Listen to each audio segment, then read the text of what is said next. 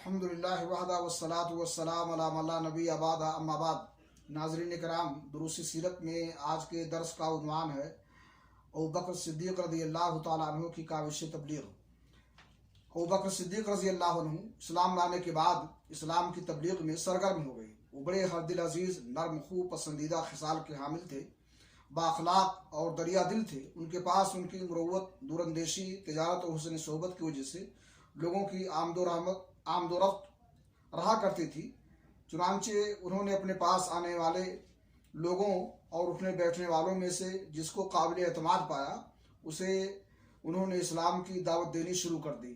ان کی کوشش سے عثمان رضی اللہ عنہ، زبیر عبد الرحمن بن عوف، سعد بن ابی وقاص، طلحہ بن عبداللہ رضی اللہ عنہم مسلمان ہو گئے۔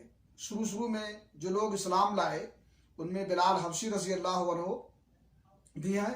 اس کے بعد امین امت ابو عبیدہ عامر بن جراح، ابو سلمہ بن عبد الاسد، ارقم بن ابی الارقم، عثمان بن مظعون، عبداللہ بن مسعود اور دوسرے کئی افراد مسلمان ہو گئے۔ یہ لوگ مجموعی طور پر قریش کے تمام شاخوں سے تعلق رکھتے تھے۔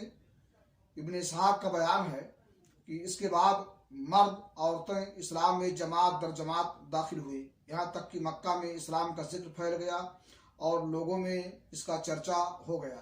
اللہ رب العالمین سے دعا ہے کہ اللہ تعالی ہمیں اسلام کی تبلیغ اور اس کی نشر و اشاعت کی توفیق بخشے۔ وآخر دعوانا الحمدللہ رب العالمین۔